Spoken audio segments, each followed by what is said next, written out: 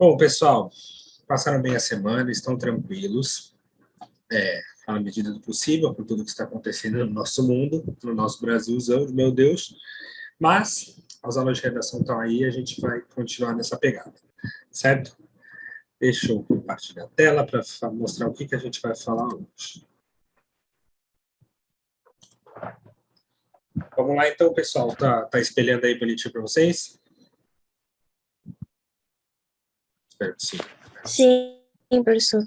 Então, vamos lá. Hoje a gente vai falar sobre gêneros e tipos textuais. Mas, entendam uma coisa, a gente não vai ser uma aula que vai aprofundar. Eu vou falar sobre isso para chegar onde eu quero chegar, tá?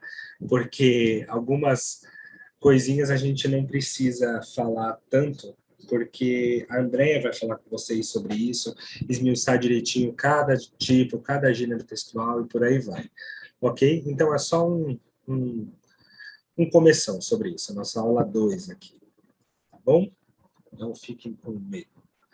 Bom, o que é tipologia textual, gente? As tipologias também são chamadas de tipos textuais. São as diferentes formas que um texto pode apresentar, visando responder a diferentes intenções comunicativas, certo? Os aspectos constitutivos de um texto divergem mediante a finalidade do texto. Contar, descrever, argumentar, informar. Cada tipo textual tem sua finalidade, tem o seu tchan-tchan-tchan-tchan, que eu gosto de chamar, certo? Diferentes tipos de texto apresentam diferentes características. Estruturas, construções frásicas, linguagem, vocabulário, tempo verbal, relação lógica, modo de interação com o leitor, e assim, gente, há uma infinidade.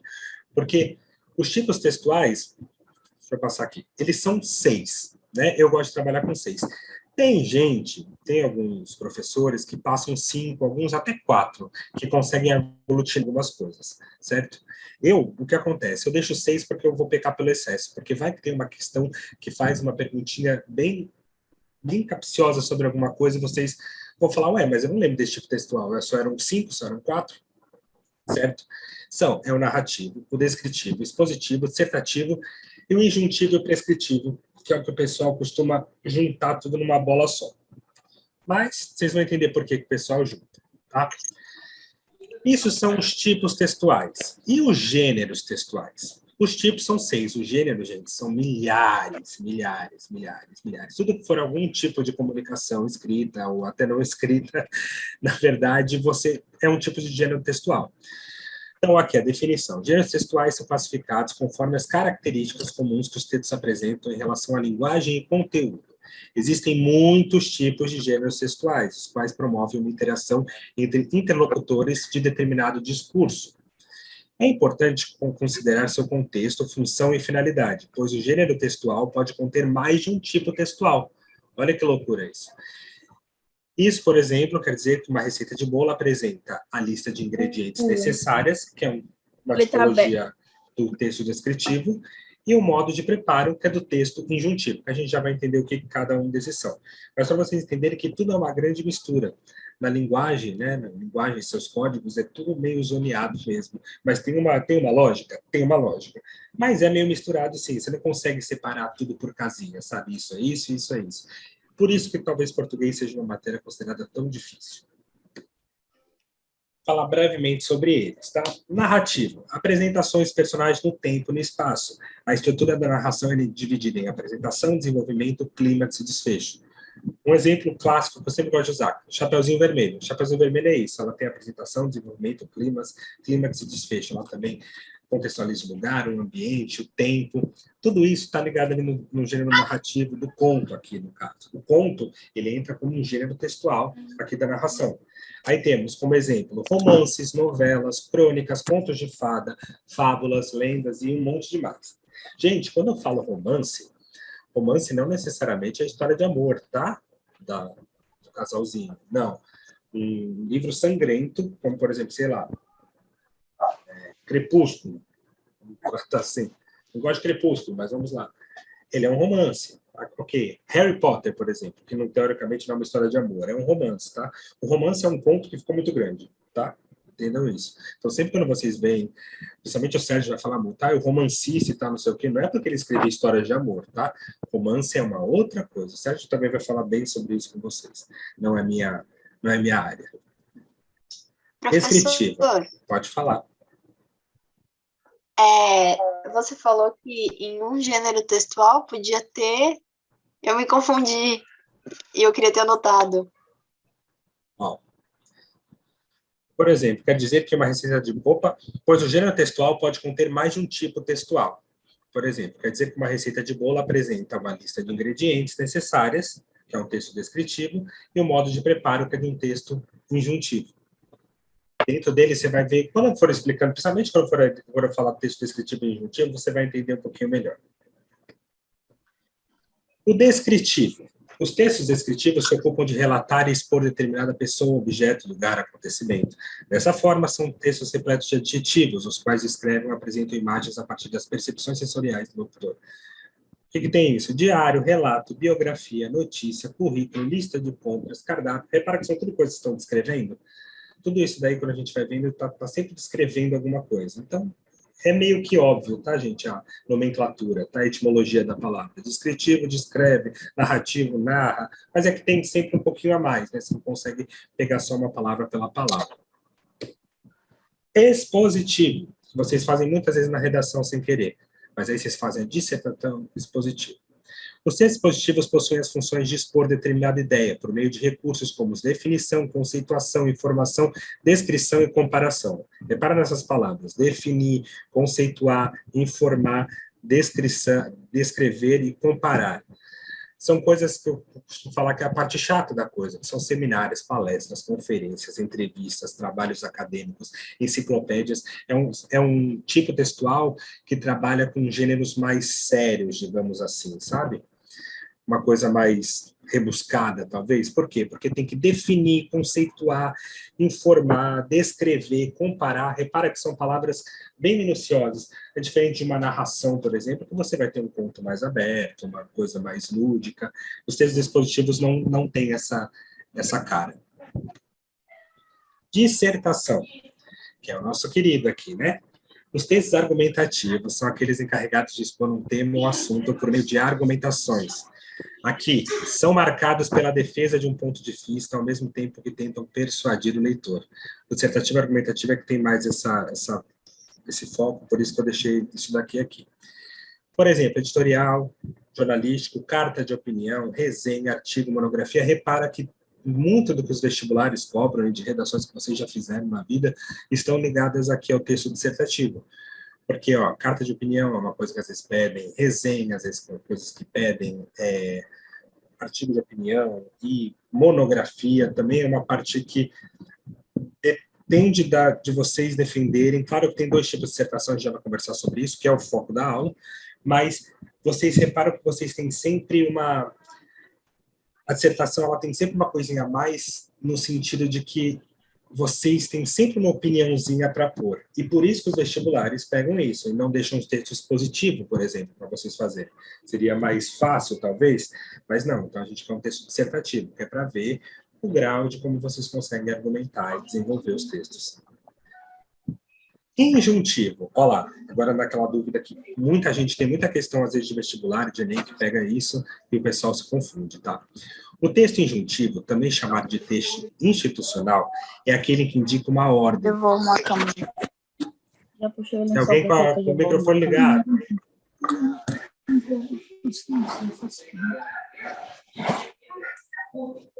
Gente. Ô, professor. Oi.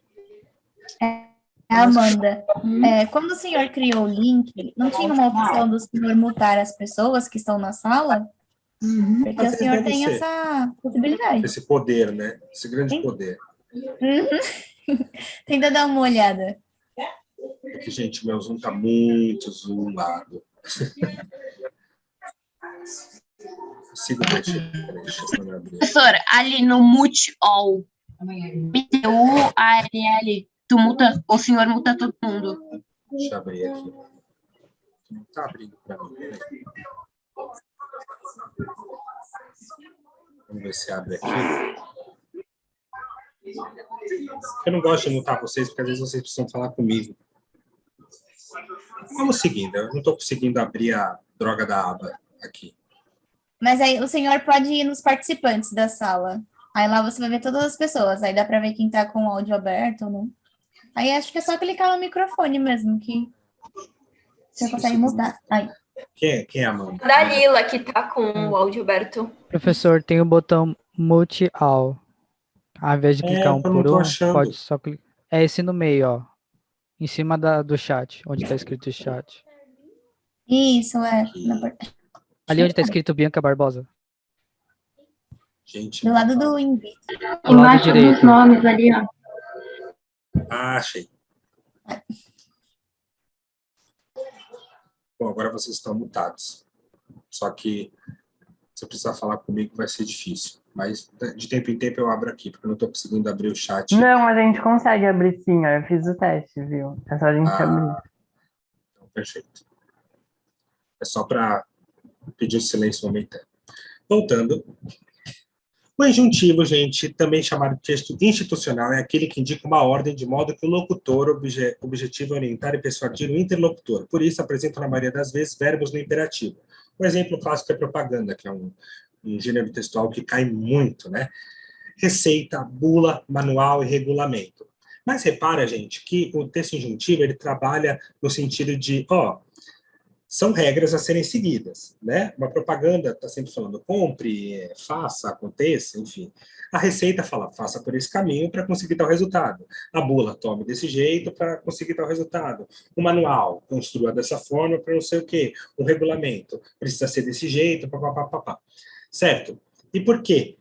O texto injuntivo, ele fala para você o que você tem que fazer, né? Ele está persuadindo você a fazer aquilo.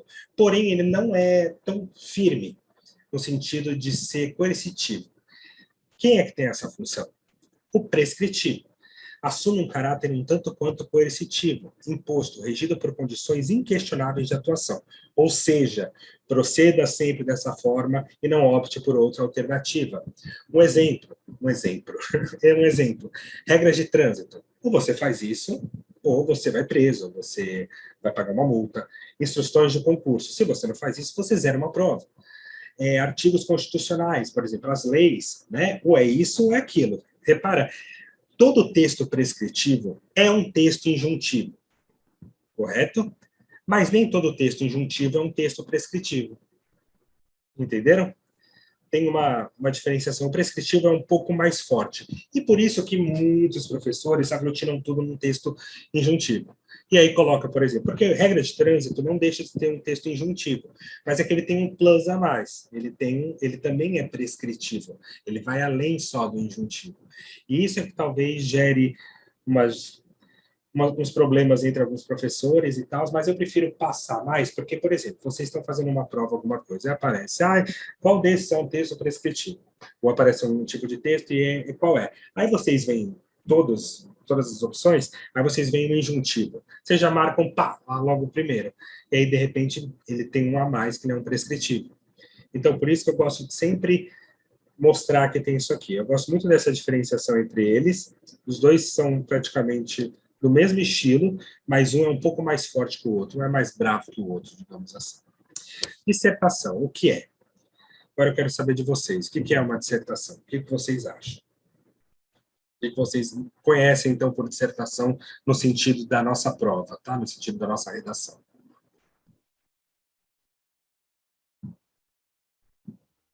É um texto dissertativo, do tipo de dissertativo argumentativo, que tem por objetivo defender um ponto de vista? Certo. Vocês são muito craques, né, gente? Desenvolver um ponto de vista. Aí, no caso da prova, de um modo certo, assim. Aí, não sei explicar.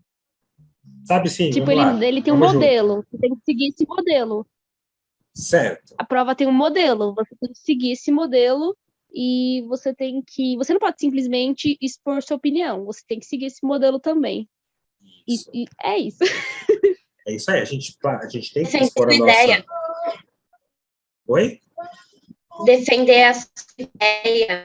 Eu acho que esse é o ponto principal do texto dissertativo, defender a sua ideia, a sua tese.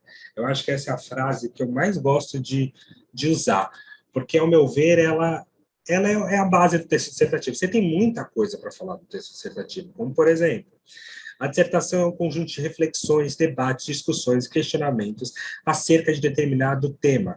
É o tipo de discurso mais solicitado em vestibulares. Portanto, dissertar é expor fatos e opiniões de forma coerente e concisa, fundamentados em argumentos válidos e convincentes. Nesse texto, você deve levar o leitor em uma sequência lógica de seus pensamentos, de modo que ele aceite a sua posição.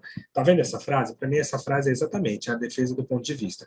Você, na verdade, eu imagino quando a gente está escrevendo um texto dissertativo, a gente é um condutor. A gente pega o leitor pela mãozinha e fala, vem comigo. E a gente vai levando ele. Isso é muito claro, ainda mais quando a gente trabalha com correção, porque lá na C3 e tal, quando a gente for conversar sobre isso, tem um probleminha que é quando você não consegue relacionar bem os fatos. Não relacionar bem os fatos é isso, é quando a pessoa que está escrevendo, ela não consegue pegar na mãozinha do leitor e falar, vem contigo, vem comigo que eu vou te explicar o que passa por aqui, ó, o que eu quis dizer. E eu acho que isso está inteiramente ligado à defesa do ponto de vista e à defesa da sua tese, que você acaba trazendo logo no começo. A tese, gente, é criada antes da primeira palavra aparecer no texto, tá? Porque é a primeira ideia que você tem. Quando você passa um tema, vem a tese, a primeira coisa que você tem que pensar é na tese, tipo, para que caminho que eu vou? A partir da tese que toda a redação vem. Então, ela vem antes da primeira palavra ser escrita no rascunho, certo? Ó, mas é impessoal. Isso é muito importante. Não é porque você defende um ponto de vista que ele deixa de ser impessoal. Isso é muito confuso para algumas pessoas. Porque, poxa, como é que eu defendo, mas eu tenho que ser impessoal? Porque a partir do momento que eu estou defendendo, eu sou pessoal. É e não é. É impessoal no sentido de algumas terminologias de palavras que você não pode utilizar. Eu acho que, eu acredito que, papapá. Você não pode usar esse eu, né? Você tem que pôr como um todo, como um pensamento geral. Mas isso a gente vai começar a nossa próxima aula, que é só sobre isso. A menos que se peça o contrário, todas as dissertações devem transpor em pessoalidade, utilizando assim verbos e pronomes na terceira pessoa. Seja objetivo e não fique enrolando com subjetividades também. Isso também é muito importante para nossa redação. A gente tem mania, né? Muitos alunos têm mania de ficar colocando, eu tenho que enrolar no texto, sabe? Eu falo alguma coisinha aqui, depois eu tenho que encher de palavra bonita e ficar enrolando. Não, gente. Não.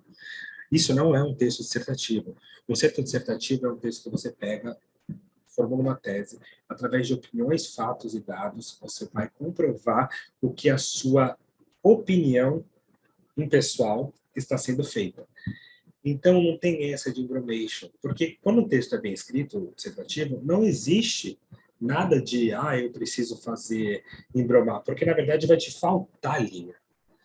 Então, não tem por que você querer embromar se, na verdade, está faltando linha para você, certo?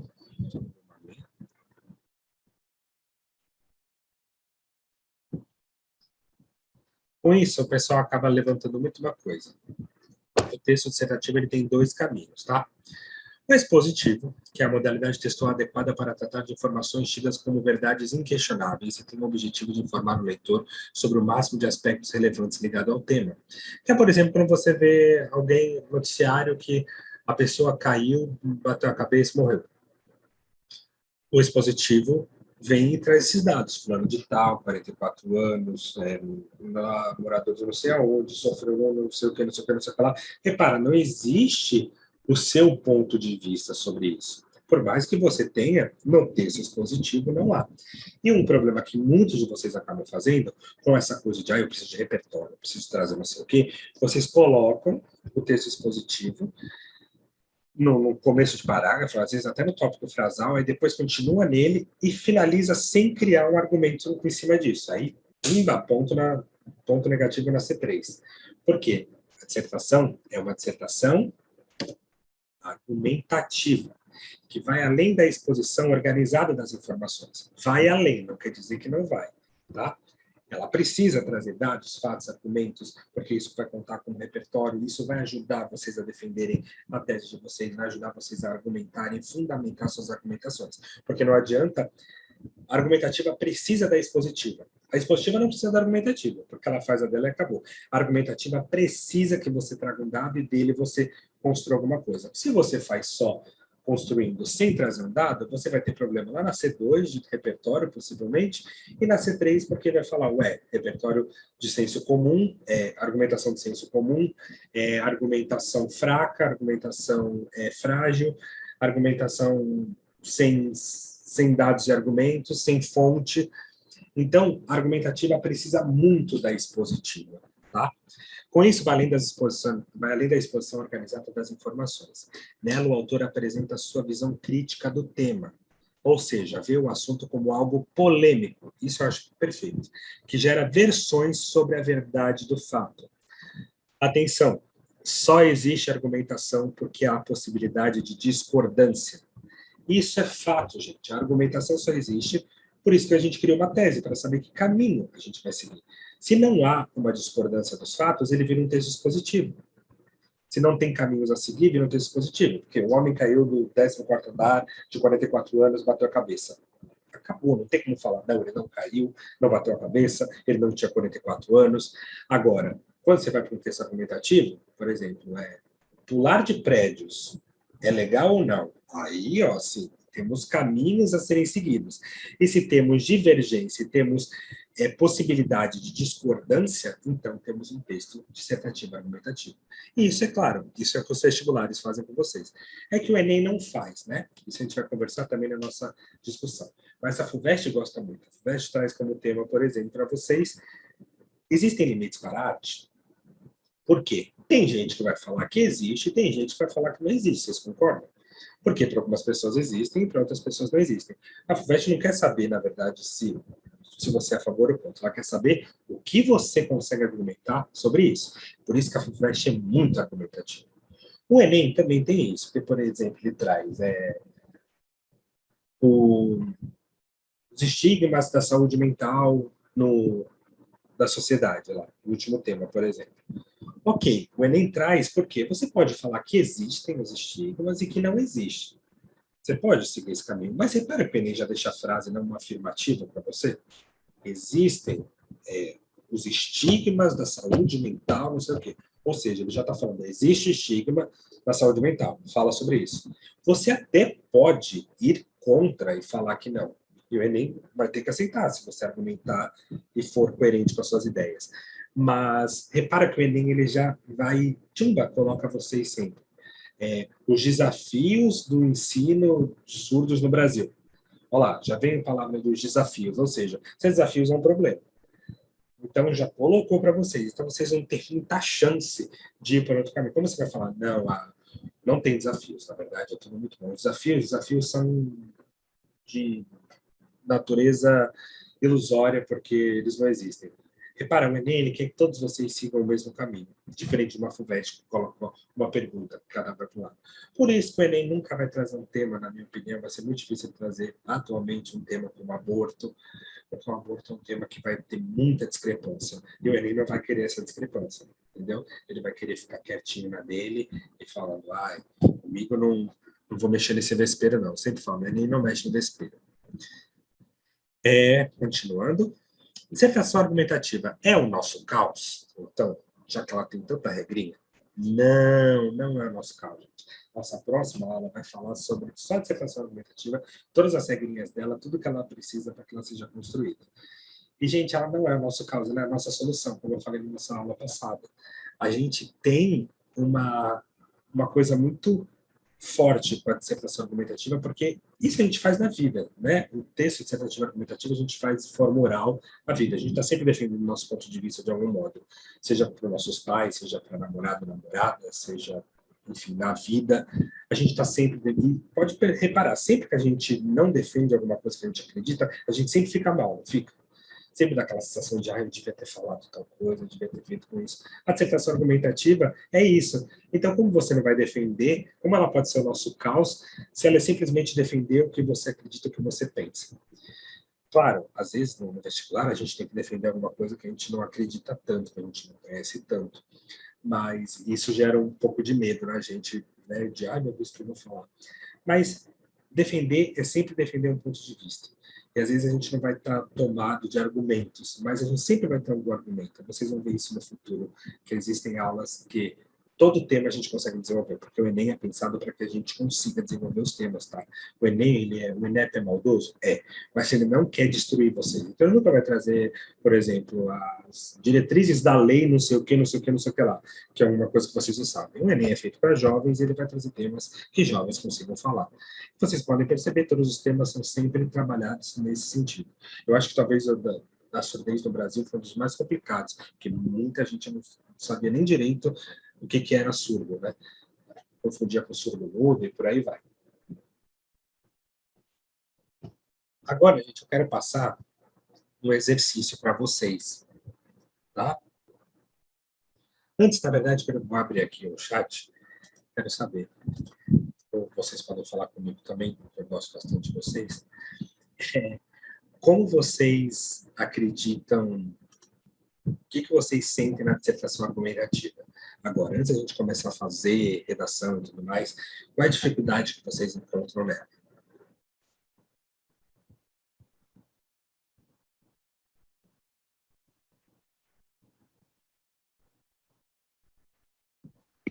Oi. Olá. Então, pelo menos eu tenho muita dificuldade, tipo, em colocar conexão nas ideias. Entendi. Normalmente eu só jogo várias ideias e às vezes também não consigo argumentar muito bem. Então são vários parágrafos com uma ideia e alguns têm argumento, outros não, e é isso. Eu acho que esse é um dos maiores problemas do pessoal, né? Da grande maioria das pessoas. Elas têm muita dificuldade com isso, elas têm boas ideias, que é uma coisa que corrige muito nas redações. O pessoal tem boas ideias, mas não consegue conectá-las de alguma forma. E é bom e é ruim. É bom porque significa que você tem boas ideias, se você tem uma quantidade boa, aí talvez o problema seja de planejamento textual, não da dissertação em si, que é quando você organiza e fala, ok, esse parágrafo vai falar disso, eu vou defender isso. Aí, por consequência, vai acontecer isso e eu vou defender isso. É algo que a gente vai trabalhando pouco a pouco para conseguir. Mas é muito melhor isso do que aquelas pessoas que não trazem repertório, que não fazem nada no texto, fica um parágrafo embrionário de 3 linhas, já toma 80 na C2 e vamos em frente. Professor, Sim. Assim, eu tenho uma certa dificuldade às vezes, porque quando eu estou num assunto, vamos dizer que eu penso até demais nele, então eu acabo tendo, tipo, muitos argumentos ou muitos pontos para citar, não dá para citar todos, porque não tem nem espaço para isso, e às vezes eu acabo me confundindo, porque assim, eu cito muito rápido algum argumento, aí depois eu já coloco outro, tipo, não fica, vamos dizer que o argumento completo, né, tipo, bem embasado, eu falo um pouquinho de um, um pouquinho de outro, um pouquinho de outro, porque eu vou me perdendo, né, tipo, de tanta coisa que eu penso, na verdade.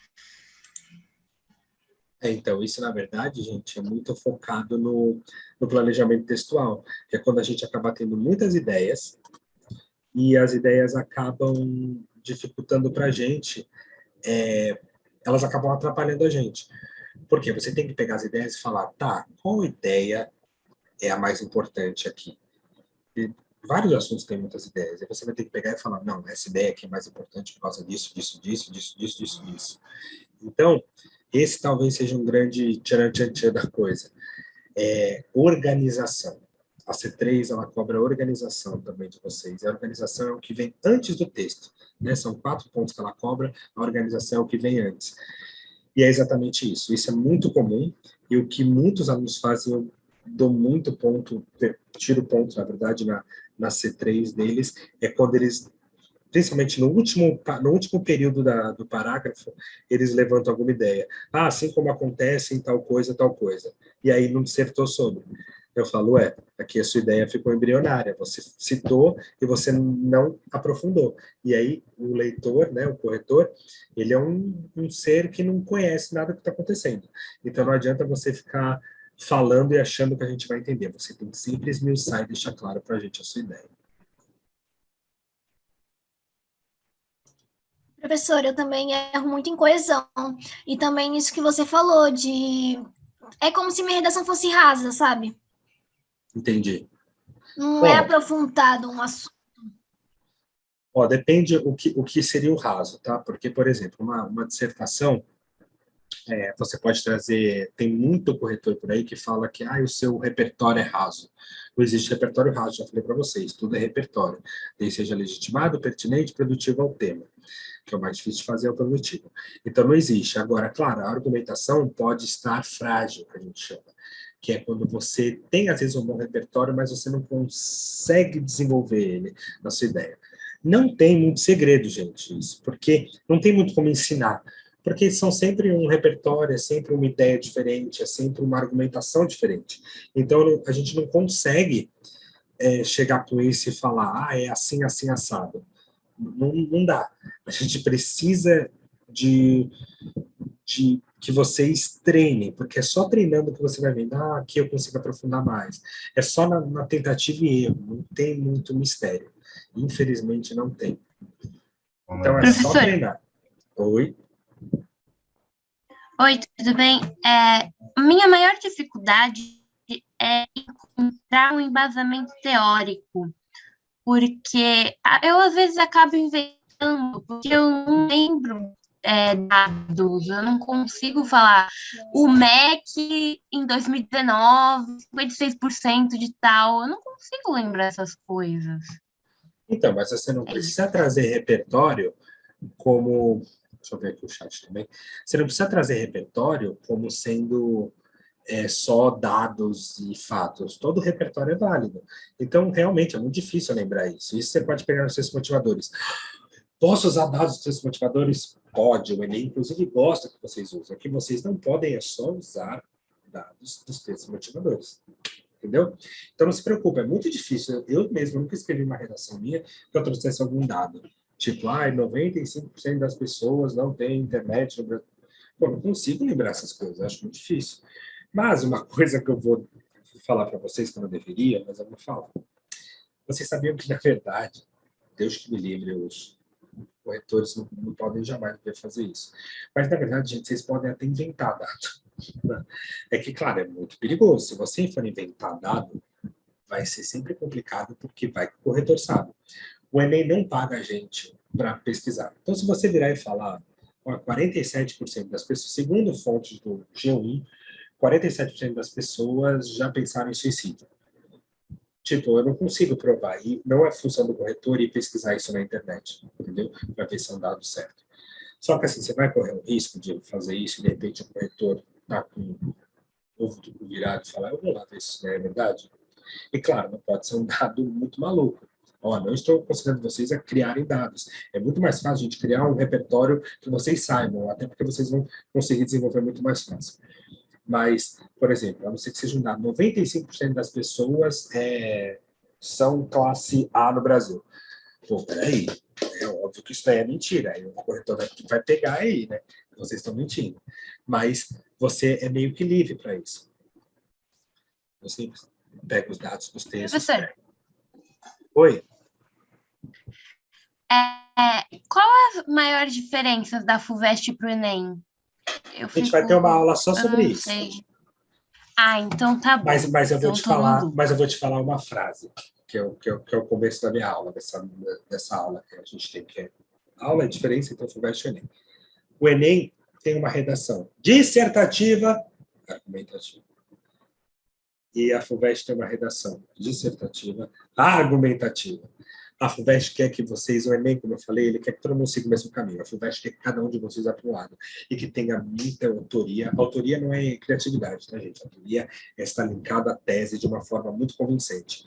Ele quer que vocês defendam e articulem e, principalmente, que vocês batam. A FUVEST gosta que você xingue o governo, xingue alguma coisa. Ela quer que você pegue alguém, alguma entidade, e aí tu bata nela. É a mídia, então. É a sociedade. O Enem pode fazer isso? Pode, mas dificilmente você vai fazer porque ele não vai trabalhar para isso, entendeu? Então, essa é a principal diferença. E, ali, aula de fake news. Galera, não é isso. Eu estava na segunda-feira na formação de professores, aí estavam falando que tem professor que fala, pode inventar dados, não tem problema. Não, eu não aconselho. Teoricamente, pode, se você for coerente, por lá, sabe, 60% dos brasileiros já fizeram tal coisa. De repente, você vai passar, só que, aí, ok, você já conseguiu possivelmente 160 pontos na C2. Vai saber como você vai tornar esse repertório produtivo. Mas não façam isso. Usem. O que não falta é repertório. Vocês têm filme, vocês têm livro, vocês têm Big Brother. Para que usar um dado? Não tem essa de, preciso usar dados. Você quer usar um dado? Então, você quer trazer 2 repertórios, né? Que é o mais usual, apesar de só não ser contabilizado. Você pega um dado nos textos motivadores, que muito possivelmente vai ter algum dado, é muito difícil não ter. E aí, depois, no outro, você traz algum repertório seu. E pronto. Tá ok, tá do jeitinho que nem gosta. Sim, são 2 corretores. Então, exatamente. Peraí. Deixa eu responder aqui a pergunta primeiro. Sim, são 2 corretores. Vai que o corretor acaba... um deles não sabe e o outro saiba. E aí, então, você vai se ferrar, porque aí vai ter a queda da nota. E se a discrepância for maior do que 80, vai para um terceiro corretor. Pode falar agora? Professor, como eu faço para, tipo, o senhor tá falando de usar o repertório, tipo, coisas que é filme, livro, BBB, esse negócio. Mas eu tenho muita dificuldade para fazer isso. Então, como seria um jeito simples, se tiver, de fazer isso? Não sei se eu entendi bem a sua pergunta. O repertório você tem que trazer algo que seja relativo ao tema. Por exemplo, no passado tinha um caso, foi sobre as doenças psíquicas, na verdade, não mentais. Mas, enfim, tinha isso daí. Aí você tem que trazer um repertório. Aí teve muita gente que trouxe, por exemplo, aquela série lá, 13 Reasons Why. Você pode trazer. Por quê? Porque tem a ver com um tema. Tá vendo como você limpou? Existe um tema geral, né, que era o problema das doenças mentais, e aí você acaba trazendo um tema para isso. Um exemplo que eu sempre uso, já deve ter jogado alguma vez, ou ter visto alguém jogar aquele Among Us. Um repertório muito bom que eu hoje uma redação uma vez era isso. Era Among Us, o tema era justiça com as próprias mãos. E o Among Us é exatamente isso. Né? Você tem que debater e decidir quem vocês vão expulsar, quem vocês vão matar.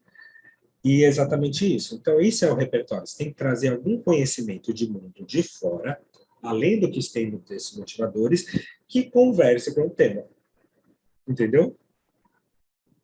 Entendi sim, obrigada. Vamos continuar então, gente, 9h25, para já acabar, que agora eu vou passar um exercício para vocês. Não, porque é o nosso caos. Não! Tá? Exercício.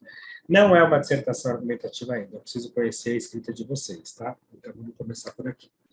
Sinopse. A sinopse caracteriza-se como uma narrativa breve, escrita em poucas linhas, que discute de forma objetiva um tema ou filme, sendo característica em sua elaboração o uso de verbos no presente, no indicativo e no futuro, os quais são conjugados na terceira pessoa, seja do singular, seja do plural. Quanto ao tratamento das personagens, é aconselhável retomá-las por pronomes. Também se deve manter o encadeamento entre as ideias com o uso de conectores. Uma sinopse tem que ter uma descrição do personagem principal, o conflito que essa personagem enfrenta, os aliados, se houver, os adversários, inimigos, obstáculos, o que a trama tem de surpreendente, época e local da história, escreva na terceira pessoa. Essas são algumas ideias. E o que eu quero de vocês? Quero que vocês criem uma sinopse da vida de vocês. Sobre vocês, para conhecer vocês também um pouco. Então, como eu quero que vocês façam isso? Vai fazer uma folha, obviamente, ou ditado, enfim. O título eu quero que seja o nome de vocês, certo? E aí vocês escrevem uma sinopse sobre vocês, sobre quem são vocês. Pode ser de 4 a 5 linhas, né? De 4 a 5 linhas, não, de 4 a 6 linhas. Tenta não variar isso, porque uma sinopse não é maior que isso. Existe um ditado que é muito bom, que é: eu precisava escrever um texto longo, mas como estava sem tempo, eu precisava escrever um texto curto. Mas como estava sem tempo, escrevi um longo mesmo. Vocês vão entender porque é muito difícil a gente condensar ideias. E às vezes a gente escrever sobre a gente em 4 linhas, 5 linhas, é muito difícil. Mas é isso que eu quero que vocês façam. Eu quero que vocês se forcem nesse caminho. Então, vocês podem ir me entregando durante a semana que vai passando, como sempre tem aquele tempo de correção, né? E acredito que é isso. É um exercício bem simples para a gente começar, para depois a gente começar efetivamente a dissertação. Eu vou trazer a dissertação mais para frente na próxima aula, e aí ela vai começar, e a gente vai entrar nesse caminho e não vai parar nunca mais. Vou tirar aqui, porque já estava ficando agoniado. já passou ali, vocês já viram, eu posso postar isso aí. Opa, para eu tirar a foto. Deixa eu compartilhar de novo. Deixa eu ver.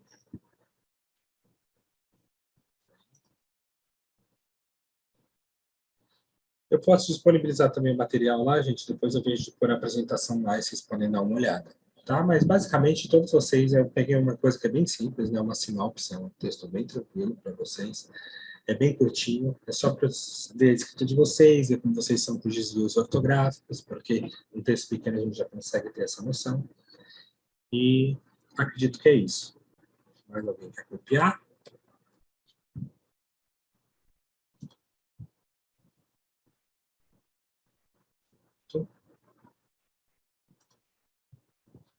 É bem simples, gente, não tem muito mistério, não. Só um comecinho, só esse início de ano para ser mais tranquilo. Ok, pessoal. 9h30 já, vamos terminando nossa aula. Para uma aula mais tranquilinha também, esse começo é sempre mais de boa. Depois é que eu vou começar a ter que condensar conteúdo para caber no tempo de aula, sem parecer um louco correndo. Tá certo? Dúvidas, angústias, medos? Professor,